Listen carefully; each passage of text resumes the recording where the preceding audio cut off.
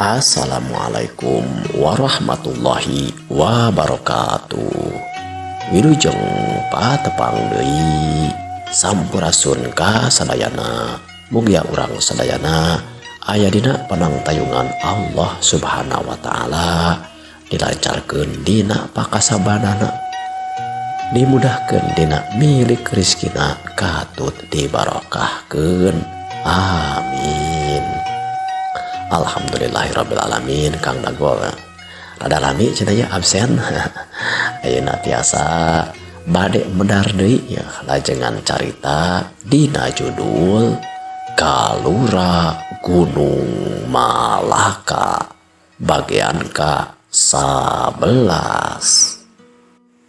Mangga ka sadayana caraketan.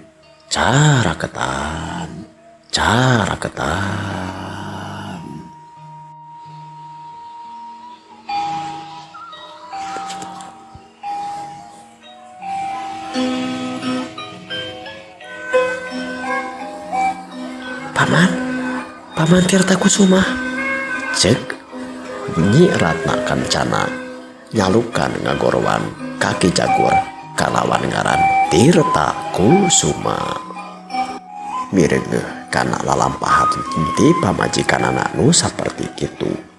Raden Surapati melong ngarasa heran, naha cenah nu jadi pamajikana nyaeta Nyi Ratna Kancana make ngagero ka jalma anu sabenerna mah teu acan diwanohkeun ka Nyi Ratna Kancana. Jeung deui da ngaranna oge lain Tirta Kusuma tapi Ki Jagur, nah make dicalukan atawa digero ku Nyi Ratna Kancana kalawan ngaran Tirta Kusuma. Katingali ari Ki Jagur mah ngareret lalaunan ka Nyai Ratna Kancana bari semu mesem jiga anu imut ngagalenyu teh nyaram teu heran jiga nu tenang pisan. Ningali ka anak kaayaan saperti kitu, Raden Surapati dina pikirna meureun kahiji pamajikanana kasalahan atawa sarupa nyarupakeun kana raraina ieu Ki Jagur jeung jalma anu disebut Tirta Kusuma teh. Dina ingatan Raden Surapati manehna ge pernah cenah ngadenge yen ieu Nyai Ratna Kancana ngagaduhan hiji paman anu boga ngaran Tirta Kusuma ngan geus aya cenah kana 20 tauna teu papendak jeung teu nyaho kana laratanana. Meureunna nyaho ngaran Tamuh Rupa, bisi cenah ieu pamajikanna teh kasalahan sabab geus lawas ti lawas teu papanggih jeung nu jadi pamanna teh.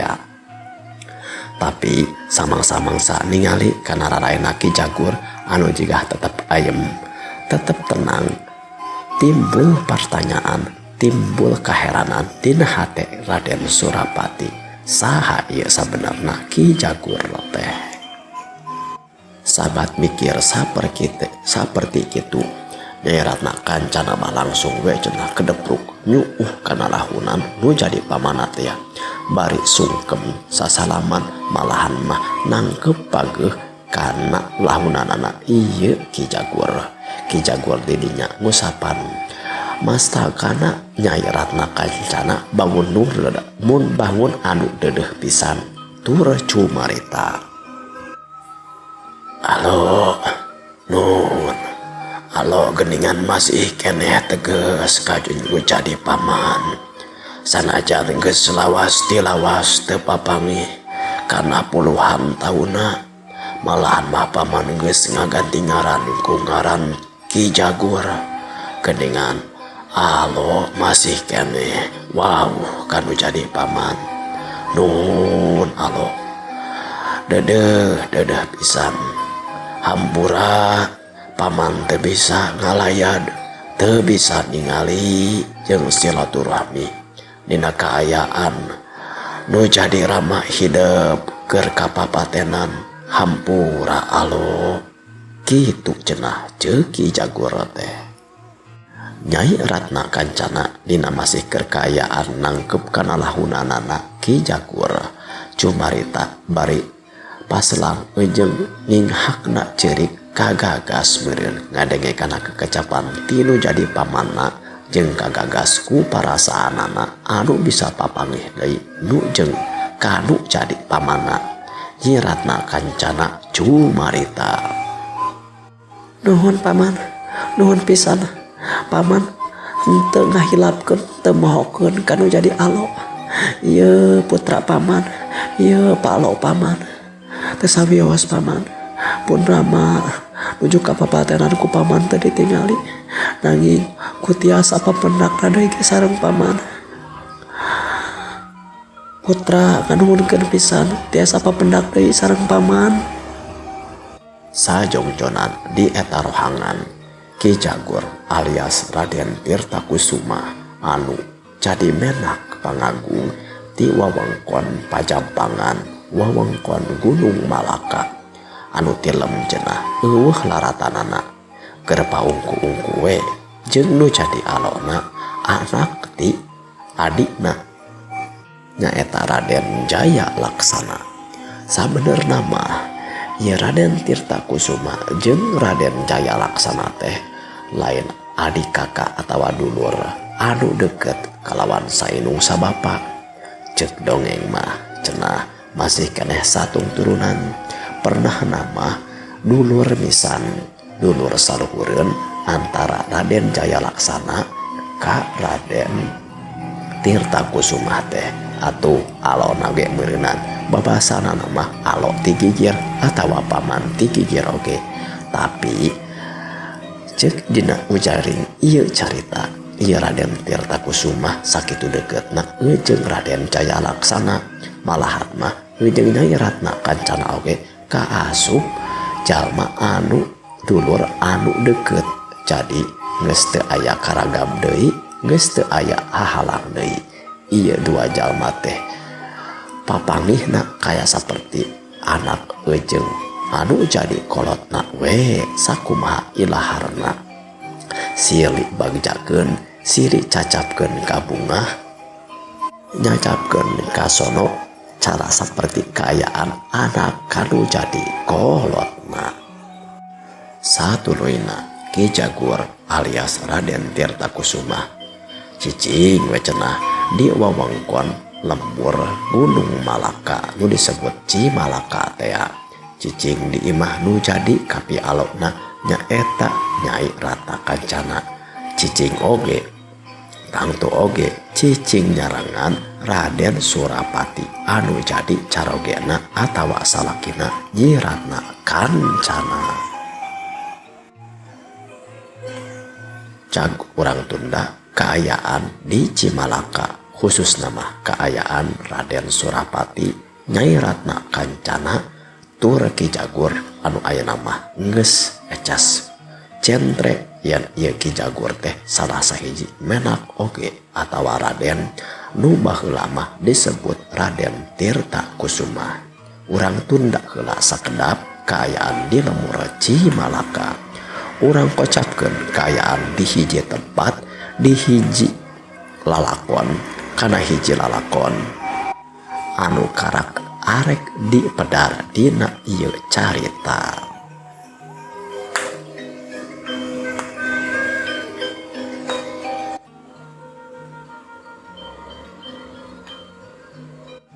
Kakocapkeun di Tatar Kulon wewengkon Kasultanan Banten di hiji tempat anu disebutkeun Ciangsana aya hiji aki-aki Ki Usrip katelahna.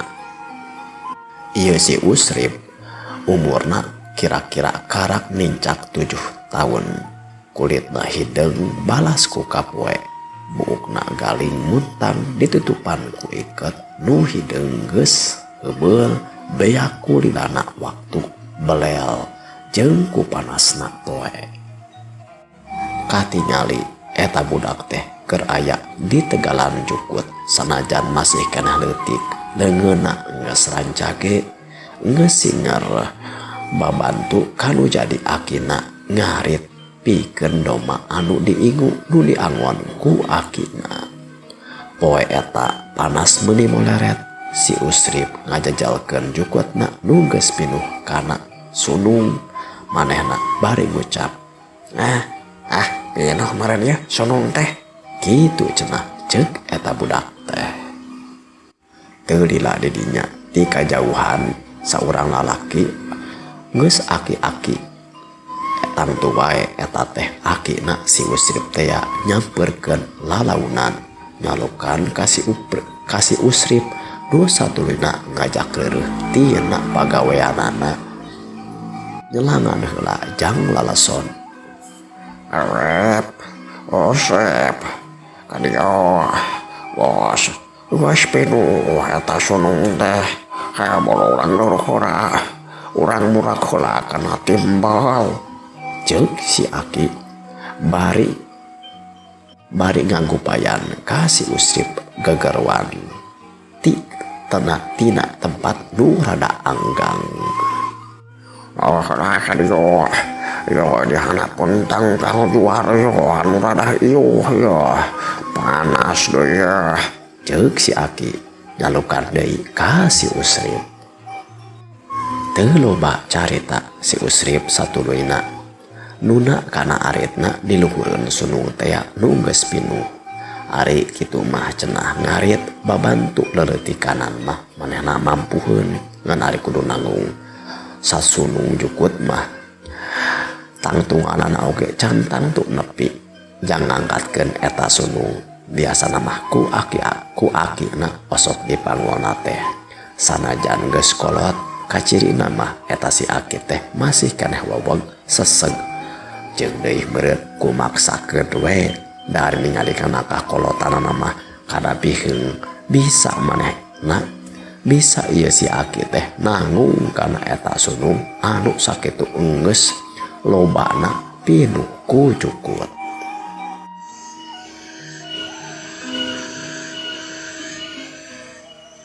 Teu karasa sanggeusna ieu duaan barang dahar ngareureuhkeun tina kacape. Satuluayna mah si Aki nuluykeun kana lampahana ngagiring-giring domba anu diangon. Malahan mah si Usrip mah ngalingakeun we ti kajauhan nempukeun akina anu keur digawe. Nu bener ngagiring-giring domba bisi kaluar tina tegalan jukut bisi asup ka leuweung atawa asup kana kebon kandang warga nu ngahaja di pelak. Teu karasa waktu geus maju ka sore satuluyna katingali rada gura-giru si Aki nyampeurkeun ka si Usrip bari rada haruhah hareho. Sanggeus deukeut satuluyna si Aki nyarita, cilaka Usrip, cilaka. Naon ki? Cilaka kumaha ieu teh? Domba teh mun salah mah gua aya 16 atawa 17 nah. Tapi ieu teh juga aya domba anu luhnya teh yo. Tuh gampang wae eta geuningan aduh anu jaluna ade anu badotna. Sabab nu badotna teh eta teh aya 5 kuduna mah. Tapi kuraya 4 coba anu bodas teh geuningan anu dinyanya dina ku juragan Banda. Aduh kumaha atuh Aki beneran juragan Banda bisi nate ngambek. Pasti lamun kapak mah bakal ngambek. Ayo kumaneh tuh anu lalu mana dionya talingakeun hitung deui lamun aya nu jauh buru-buru giringkeun cenah hiji deui ojeng baturna arek anu lasugan bisi lumpat ka leuweung. Kitu cenah ceuk si Aki teh bari satuluyna regeyeng deui manehna. Giriring deui manehna ini ninggalkeun si Usrip rada gura-giru buru ka tempat-tempat cenah anu kira-kira rada sunyi atawa teu katingali. Hieum ku rarambu leuweung bisi cenah domana teu katempo tapi nincak kana kira-kira panon poe satangtung. Malahan mah nincak kana poe sareupna ieu si Aki teh nu keur neangan domba nu leungit teh can kapanggih wae domba teh bener kana leungitna banguna sabab acan kapanggih wae. sanggeus rada sore wanci mejana kana harieum beungeut si Aki satuluyna balik deui nyamperkeun ka si Usrip bargi anu bangun geus capek jeung geus bangun leuseuh pisan malahan mah katingari paromana oge bangun nu sedih sabab katingali si Aki balik lengoh bari teu mawa domba anu kawilang leungit teh. Aki kumaha domba teh kapanggih henteu cek si Usrip. Satuluyna si Aki nyarita, aduh jolaan ka Usrip boy teu kapanggih domba teh kumaha tuyulna. Aduh pasti karena bakal nyarekanana ujung ngamuk na ieu juragan bana. Aduh kumaha tuh Aki urang arek balik wae atau arek tuluy neangan lah domba Aki. Wayah nu arek kieu mau Usrip wae urang kudu balik heula jeung deui ya. Oh urang sasadu wae da pasti nanyangeun nah meureun balik murid-murid teuing sabab ayeuna geus kawilang sarupna tapi masih keneh di kebon. Hayu urang balik heula we. Oh sugan aya milih urang teh oh sanggeus nganterkeun domba nu ayeuna ceuk si Aki bari madahana teh harageuyeung we nanggung kana sunu jukut teh nu satuluyna si Usrip na nuntun kana domana di hareup bari mawa kana domba-domba nu nuntun kana domba-domba nu sejana si Aki nuturkeun di tukang bari ngagiring-giring domba bari nanggung kana sunu jukut dua anak lempang weh mapai kana jalan anu muru ka tengah lembur.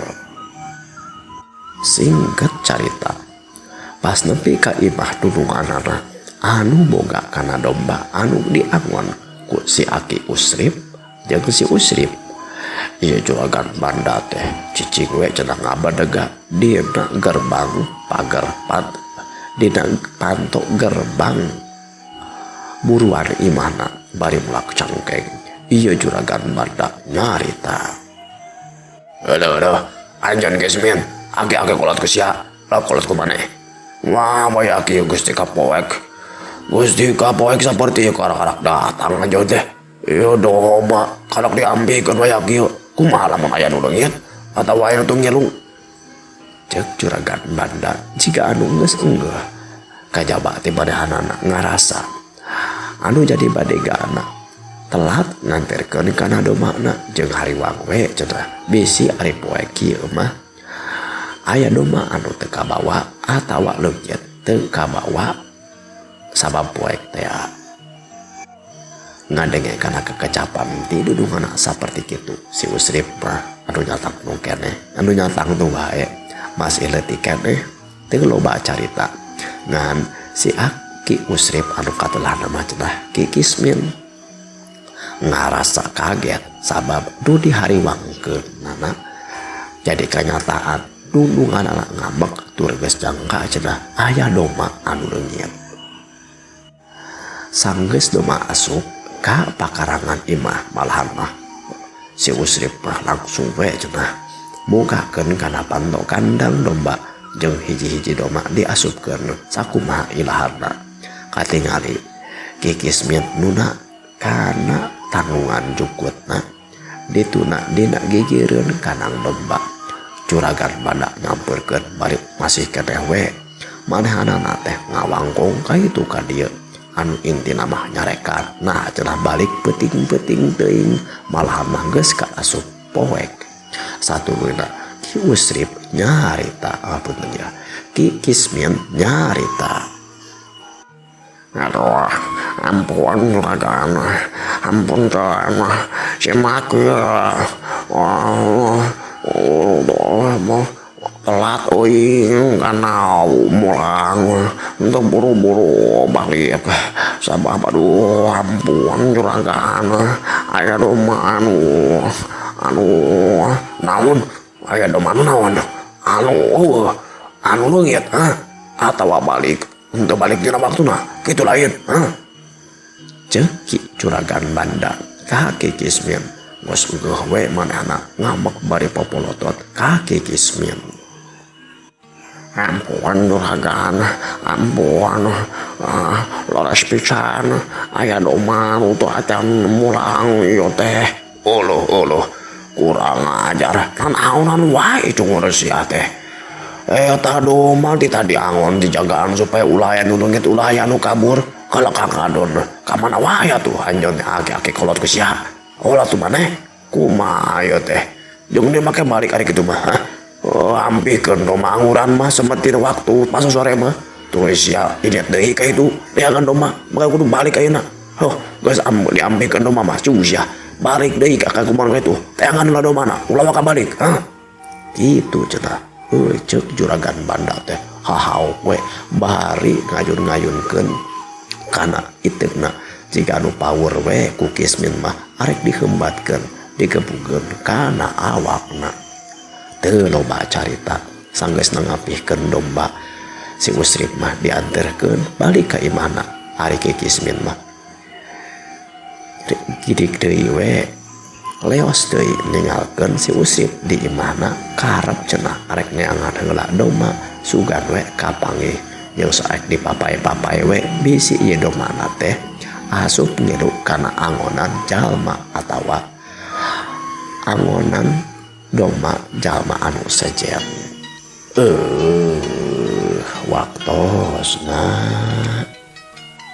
Waktosna parantos cekap kanggo episode nu ayeuna. Kumaha lajengan cariosna? Mangga diantos wae nya dina episode saterasna. Wilujeng tepang deui.